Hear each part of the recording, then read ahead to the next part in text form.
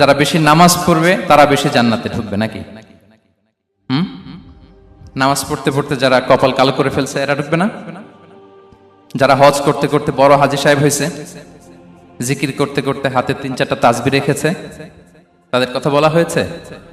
এগুলো নিঃসন্দেহে অনেক বড় আমল, কিন্তু সবচাইতে বেশি জান্নাতে প্রবেশ করাবে যে আমল, বিষ্ণু বললেন, এক হচ্ছে আল্লাহর ভয়, আরেক হচ্ছে সর্বোত্তম আচরণ।